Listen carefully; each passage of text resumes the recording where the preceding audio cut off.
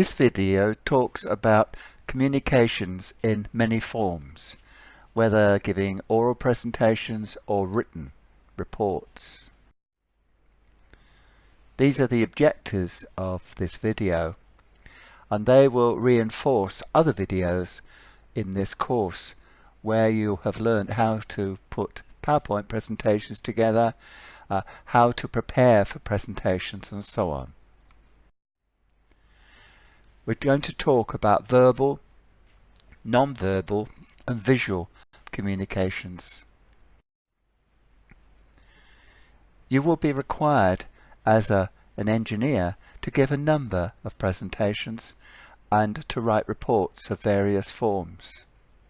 We'll also talk about referencing and formatting. The important thing is to plan the communication you're going to give. Know your customer, know the timing, the deadlines, write drafts of everything that you do, and then assemble the package and deliver it and ask the consumer to respond and give feedback. Firstly, is this a factual communication, a professional, or a persuasive communication? Engineers are often asked to spend time writing reports, and more than 60% of their time is writing. The style of your writing is very important, so use simple English, avoid colloquialisms, slang, and don't use abbreviations.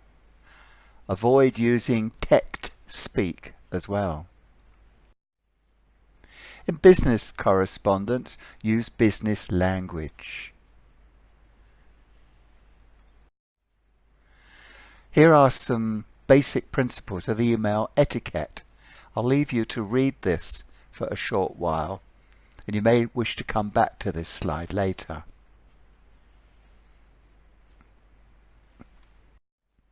When writing a letter, there is a business way of presenting a letter. And here are the basics.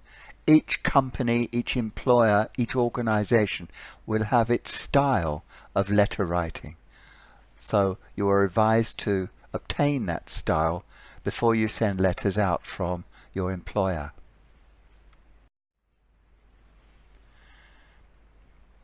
A client brief starts the process, and you have received a client brief for the Engineers Without Borders project that you are doing. You then look for an advertisement which invites tenders, and if you wish to bid for the work, you will submit an expression of interest. If you're successful, you may be awarded a contract which is legally binding. Risk assessment is essential in all business ventures. We have talked in earlier weeks about safety, the work, health and safety regulations, and therefore risk assessment is essential. Here are a few hazards that you might come upon. This is at a particular company involved in metal technologies, and the Occupational Health and Safety Risk Management came up with this table. So the risk control measures on the right hand side were recommended and applied.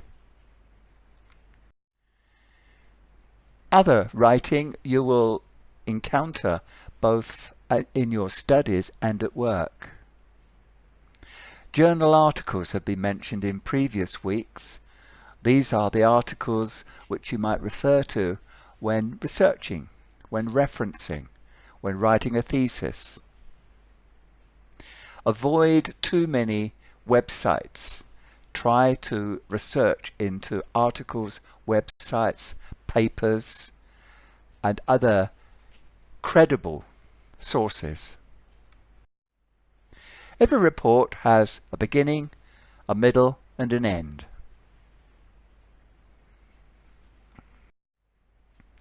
Here is a typical way of communicating by speaking, discussing, and listening. So you may wish to come back to this slide later and read the content. When speaking, you may have a conversation, you may be at a meeting, which can be formal or informal, at which minutes may be taken. You will be taking minutes of your meetings and they will be looked at the end of the unit. And you may be involved in media releases and interviews where you have to pick your words very carefully if you are representing your employer or an organization. And as the bullet point says, keep all records so that you can refer back to them later. When you're giving formal presentations, there is an etiquette, there is a format which is expected of most audiences. Prepare carefully and give thought to the content of the media that you use. That's reports, PowerPoint presentations, DVDs, and so on.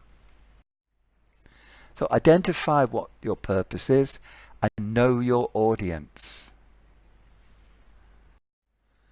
There is a time limit, and as has been said earlier in this unit, never be late. Keep within the time scale.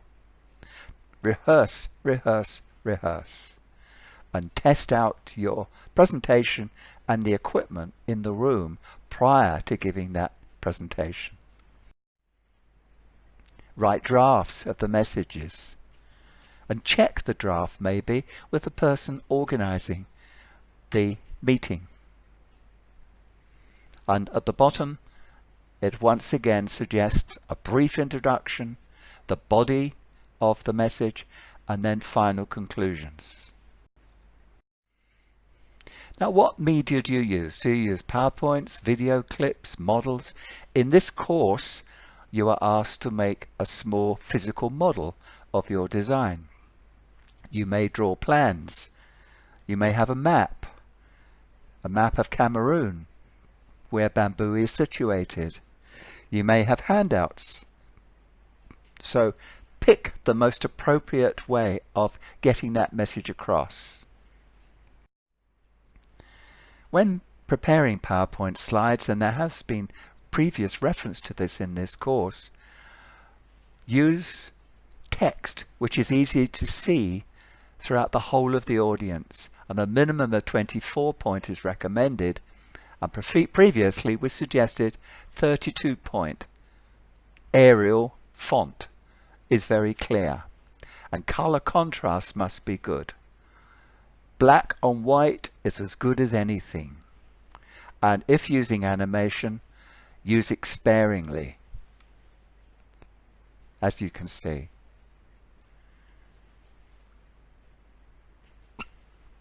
Sometimes the animation can go wrong, and it comes over giving the wrong message, and people get bored if there's too much animation.